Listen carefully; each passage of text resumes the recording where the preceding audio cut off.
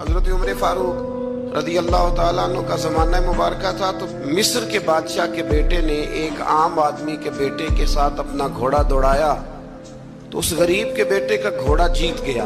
بادشاہ کے بیٹے کو سبکی محسوس ہوئی تو اس نے اس غریب کے بیٹے کی پشت پر کوڑے مارنے شروع کیے، بہت زیادہ کوڑے مار کے اپنے حسد کی اس جلن کو، آگ کو ٹھنڈا کیا۔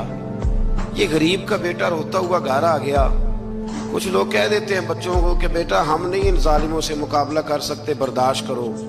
وہ ظلم کو فروغ دیتے، وہ زیادتی کو پروان چڑھاتے، اس طرح لوگوں کے ہاتھ بھی کھلتے اور ظالم زیادہ سے زیادہ ظلم کرنے پر معاذ اللہ آمادہ ہوتا ہے۔ جب بیٹے نے آ کے گھر بتایا نا اس غریب کو کہ گورنر صاحب کے بیٹے نے میری پشت پہ درے مارے ہیں، تو اس نے کہا بیٹا میرے ساتھ گھوڑے پہ بیٹھو۔ کہا ابا جی کہاں جانا ہے؟ تو کہا بیٹا یہ ظلم کا دور نہیں، یہ عمر کا دور ہے، خاموش رہنا ظلم رہے گا، میرے ساتھ چلو مدینہ شریف چلتے۔ رات کا وقت تھا، جناب عمر سوئے ہوئے تھے۔ اس فریادی نے دروازے پہ آ کے صدا لگائی تو کمال ہی کر دی۔ اس نے کہا عمر باہر نکلو، یہ سونے کا وقت نہیں، جب ظلم ہونے لگے دنیا میں تو بادشاہ سویا نہیں کرتے، باہر آؤ۔ جناب فاروق اعظم باہر آئے تو اس نے کہا عمر ہماری غلطی کیا ہے کہ ہم غریب ہیں؟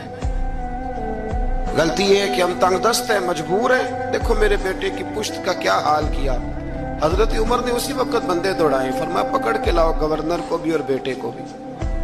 دونوں باپ بیٹا آئے تو کہا بیٹا جب اس نے تیری پشت پر درے مارے تھے تو تو اکیلا تھا؟ کہا ہاں۔ فرمایا اب تو سارا دربار سجا ہے نا، تو سب کے سامنے درے مار۔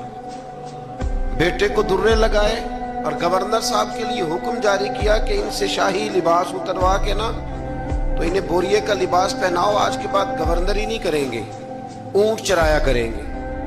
لوگوں نے کہا حضور گورنر صاحب کا کیا قصور ہے، غلطی تو بیٹے کی تھی۔ فرمانے لگے اسی کا تو قصور ہے، اسی نے تو اس کے دل میں یہ بات ڈالی ہے کہ تو گورنر کا بیٹا ہے۔ کس نے اس کے دل میں یہ بات ڈالی کہ تو گورنر کا بیٹا ہے؟